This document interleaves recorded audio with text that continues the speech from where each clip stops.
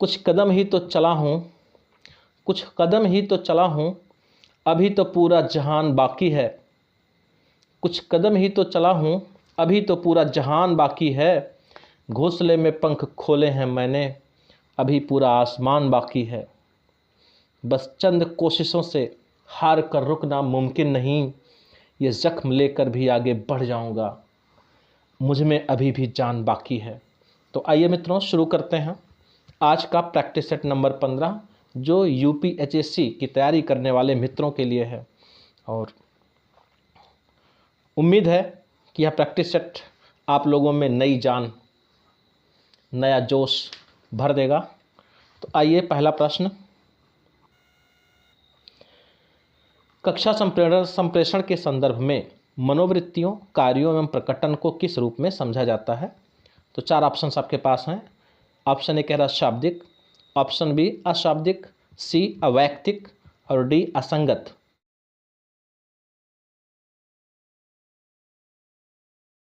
तो correct answer हो जाएगा मित्रों इसका ऑप्शन बी अशाब्दिक। दूसरा प्रश्न, शिक्षक छात्र संप्रेषण प्रायः होता है, यानी शिक्षक और छात्र के बीच में जो संप्रेषण होता है उसको पूछा जा रहा है मित्रों। पहला ऑप्शन अप्रामाणिक, बी विवेचनात्मक, सी उपयोगितावादी और डी प्रतिरोधात्मक।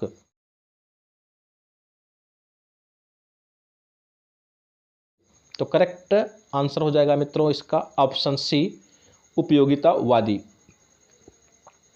यह भी जान ले मित्रों कि उपयोगितावाद का जो सिद्धांत है, अधिकतम लोगों का अधिकतम कल्याण। तीसरा प्रश्न, प्रथम वेब ब्राउज़र है? Option A internet explorer, B Netscape, C world wide web और डी फायरफॉक्स।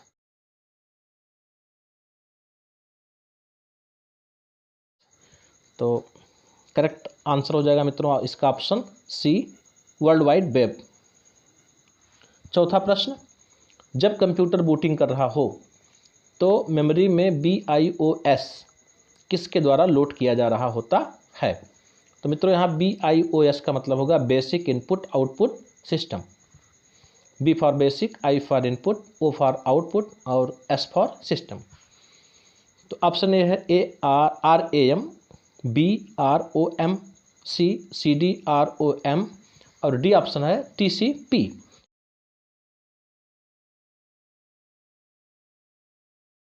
तो करेक्ट आंसर हो जाएगा मित्रों इसका ऑप्शन बी ROM यानी रोम। पांचवा प्रश्न, निम्नलिखित में से IP एड्रेस की पहचान कीजिए।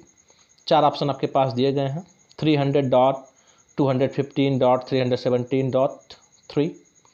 इस तरह से मित्रों आपके पास 4 ऑप्शंस हैं।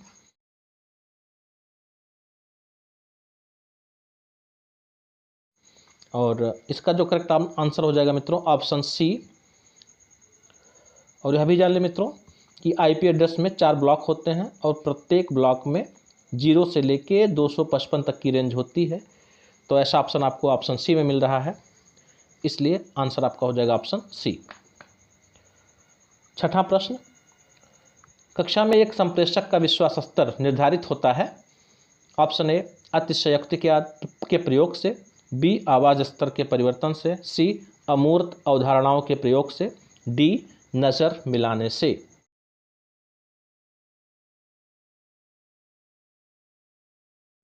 तो इसका करेक्ट आंसर हो जाएगा मित्रों ऑप्शन डी नज़र मिलाने से।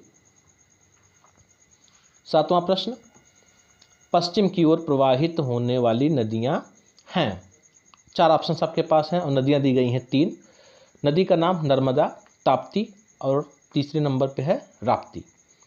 तो कूट में कह रहा ऑप्शन ए में कि 1 और 2 सही है, बी ऑप्शन कह रहा 2 और 3 सही है, सी ऑप्शन यानी 1 और 3 अर्थात नर्मदा और राप्ती नदियां सही हैं और डी 1 2 3 तीनों सही है।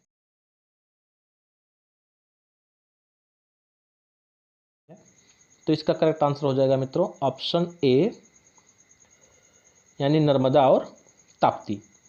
यह भी जान लें मित्रों कि 3 नदियां हैं जो पूर्व से पश्चिम की ओर बहती हैं, नर्मदा, ताप्ती और माही। माही नदी के बारे में अभी जान लें मित्रों कि ये बहुत ही इंपॉर्टेंट है जानना। कभी कभी प्रश्न पूछ लेता है कि कौन सी नदी है जो कर्क रेखा को 2 बार काटती है, तो आप इसमें नाम लेंगे किसका? माही नदी का। आइए 8वां प्रश्न देखते हैं। ग्रेट हिमालय की ऊंचाई क्या है? ऑप्शन ए कह रहा है 8,850 मीटर ASL, और बी कह रहा है 8,815 मीटर ASL, सी 8,890 और डी 8,860।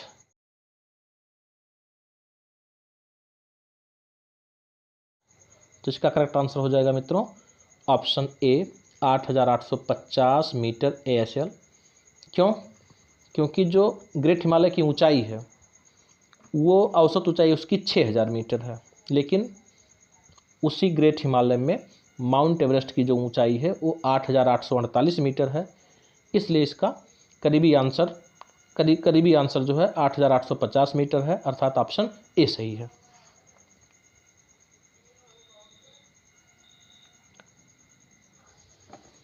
नौवां प्रश्न मित्रों, सुपरनोवा है? ऑप्शन ए ग्रहिका, बी एक ब्लैक होल, सी एक पुच्छल तारा, डी एक मृतप्राय तारा।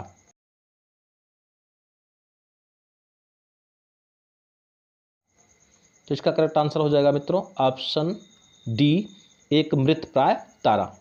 तो सुपरनोवा मित्रों उसको कहते हैं वह मृतप्राय तारा जो विस्फोट की अवस्था में पहुंच जाता है। 10वां प्रश्न, FTP, बार बार इस प्रश्न का दोहरा हो रहा है मित्रों।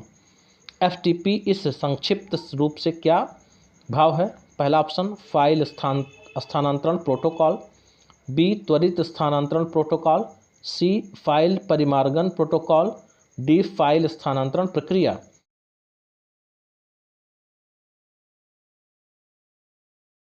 तो करेक्ट आंसर हो जाएगा मित्रों इसका ऑप्शन ए फाइल स्थानांतरण protocol. F for file, T for transfer, P for protocol. 11वां प्रश्न, निम्नलिखित में से कौन सा फाइल प्रकार का या की छाया बिंदु रेखन नहीं है? तो ऑप्शन आपके पास 4 है मित्रों। ए PNG, बी GIF, सी BMP, डी GUI।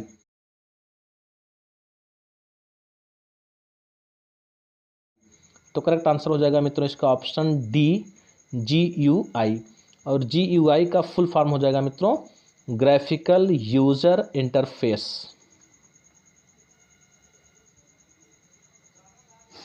12वां प्रश्न, निम्न में से किसने सर्वप्रथम गहन पारिस्थितिकी अर्थात डीप इकोलॉजी शब्द का प्रयोग किया?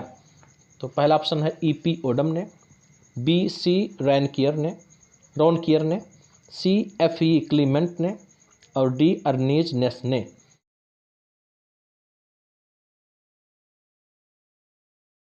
तो इसका करेक्ट आंसर हो जाएगा मित्रों ऑप्शन डी अर्नीस नेस ने।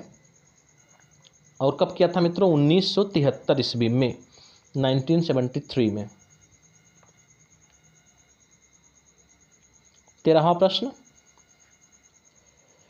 निम्नलिखित नदियों पर विचार कीजिए। बराक, लोहित, सुबनसिर उपर्युक्त में से कौन सी अरुणाचल प्रदेश से होकर बहती है?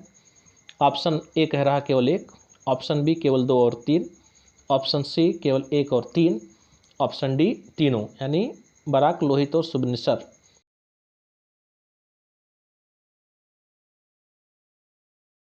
तो इसका करेक्ट आंसर हो जाएगा मित्रों ऑप्शन सी केवल 1 और 3। तो बराक और सुबनसिर नदियां जो है अरुणाचल प्रदेश से होकर बहती हैं।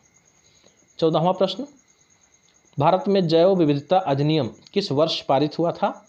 तो ऑप्शन ए कह रहा 2000, बी 2002 में, सी 2010 में, डी 2017 में।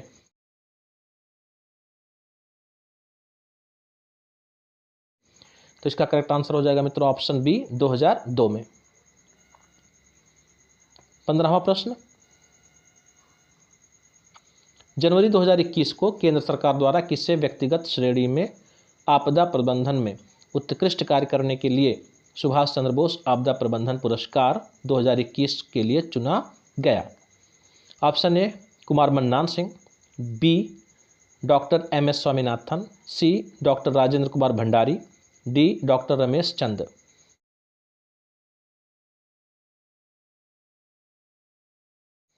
तो इसका करेक्ट आंसर हो जाएगा मित्रों option C, doctor Rajendra Kumar Bhandari.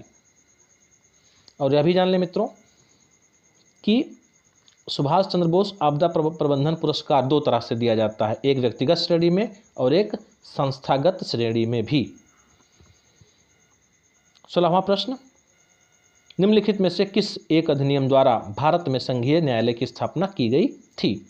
Option A कह रहा भारतीय परिषद अधिनियम 1861, बी भारत सरकार अधिनियम 1909, सी भारत सरकार अधिनियम 1919, डी उपयुक्त में से कोई नहीं।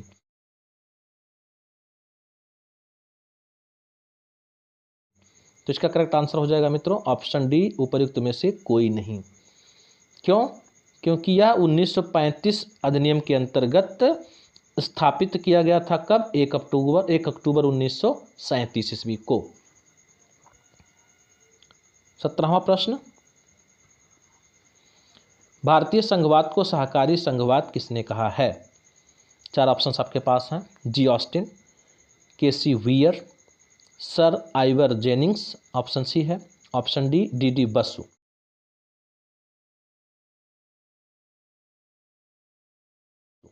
तो इसका करेक्ट आंसर हो जाएगा मित्रों ऑप्शन ए, जी ऑस्टिन। 18वां प्रश्न, संविधान में हमारे राष्ट्र का उल्लेख किस या किन नाम या नामों से किया गया है? तो ऑप्शन ए कह रहा भारत तथा इंडिया, बी केवल भारत, सी हिंदुस्तान तथा इंडिया, डी भारत हिंदुस्तान तथा इंडिया।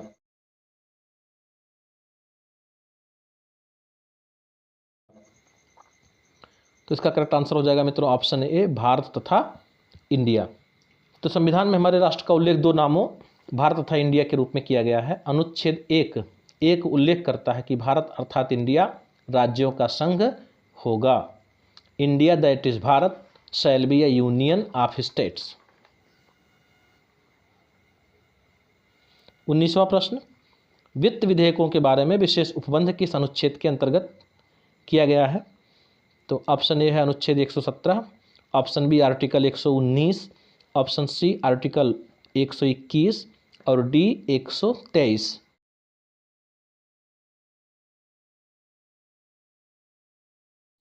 तो इसका करेक्ट आंसर हो जाएगा मित्रों ऑप्शन ए, अनुच्छेद 117। 20वां प्रश्न, भारत की पहली hot air balloon wild life safari का शुभारंभ दिसंबर 2020 को कहाँ किया गया? ऑप्शन ए है Bandhavgarh reserve tiger reserve, B Sariska अभयारण्य, सी जिम कार्बेट अभयारण्य और डी गुमटी अभयारण्य।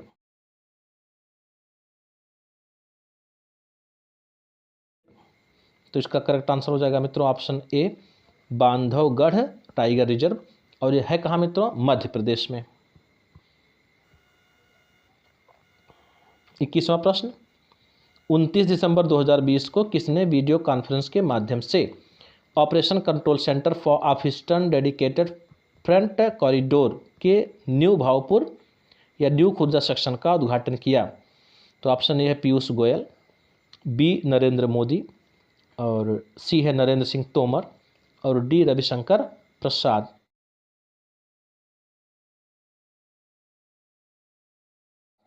तो इसका करेक्ट आंसर हो जाएगा मित्रों ऑप्शन बी नरेंद्र मोदी।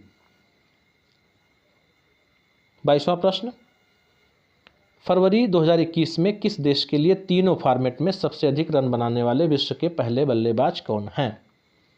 तो ऑप्शन ए है Mushfiqur Rahim, B Virat Kohli, C Steve Smith और डी तमीम इकबाल।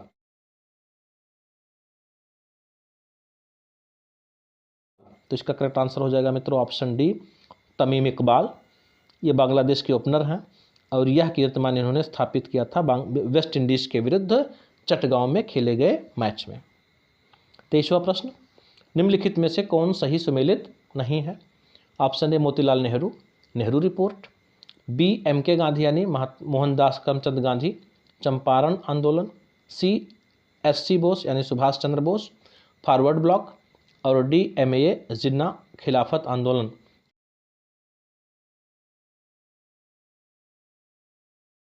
यानी मोहम्मद अली जिन्ना।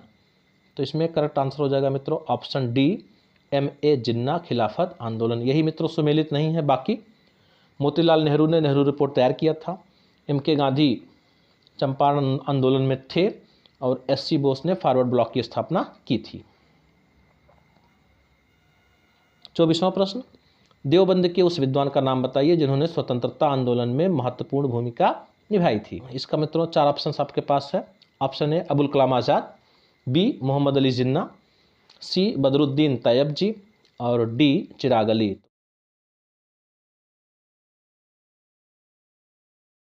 तो करेक्ट आंसर हो जाएगा मित्रों इसका ऑप्शन ए अबुल कलाम आज़ाद।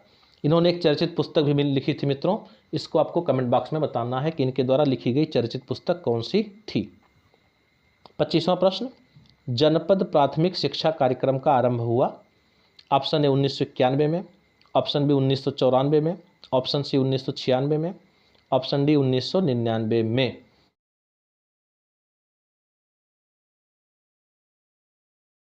तो करेक्ट आंसर हो जाएगा मित्रों इसका ऑप्शन बी 1994 में, अर्थात 1994 में ही जनपद प्राथमिक शिक्षा कार्यक्रम का आरंभ हुआ था।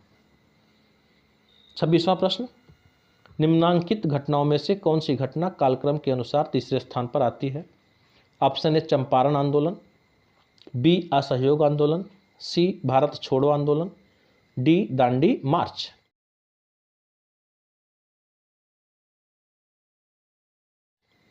तो इसका करेक्ट आंसर है मित्रों ऑप्शन डी दांडी मार्च, क्योंकि चंपारण आंदोलन पहले पर आएगा चूंकि 1917 में हुआ था, असहयोग आंदोलन 1920-22 में हुआ था तो ये आ जाएगा आपका दूसरे नंबर पर, और तीसरे नंबर पर दांडी मार्च 1930 में, और 1942 में भारत छोड़ो आंदोलन हुआ था। 27वां प्रश्न, 1843 के एक्ट 5 ने किस बात को गैर कानूनी बना दिया।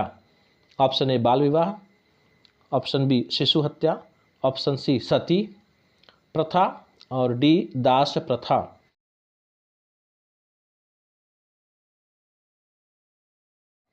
तो इसका करेक्ट आंसर है मित्रों ऑप्शन डी दास प्रथा। और किसके शासनकाल में, तो आपको बताना पड़ेगा लॉर्ड एलन बरो के काल में। एक बार पुनः सुन लें मित्रों, लॉर्ड एलन बरो। 28वां प्रश्न, निम्नलिखित में से किस मंदिर परिसर में एक भारी भरकम नंदी की मूर्ति है जिसे भारत की विशालतम नंदी मूर्ति माना जाता है। तो ऑप्शन ए कह रहा बृहदीश्वर मंदिर, बी लिंगराज मंदिर, सी कंदरिया महादेव मंदिर और डी लेपाक्षी मंदिर।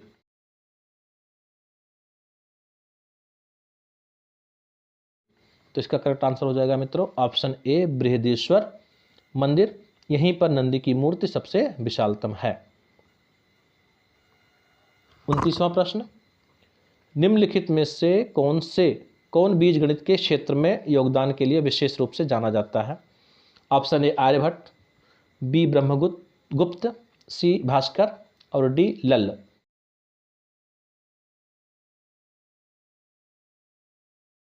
तो इसका करेक्ट आंसर हो जाएगा मित्रों ऑप्शन सी भास्कर। और आते हैं मित्रों लास्ट क्वेश्चन की ओर। तो अंतिम क्वेश्चन से पहले आप लोगों से रिक्वेस्ट है कि आप वीडियो को लाइक भी कर सकते हैं, डिसलाइक भी कर सकते हैं। अगर डिसलाइक करते हैं तो उसका कारण जरूर स्पष्ट करें और इस चैनल को सब्सक्राइब करें जिससे मेरी भी मेहनत सार्थक हो। तो आइए देखते हैं 30वां प्रश्न, प्रत्येक प्रकार का संप्रेषण प्रभावित होता है। ऑप्शन ए अभिग्रहण से, बी संचरण से, सी गैर विनियमन से और डी संदर्भ से।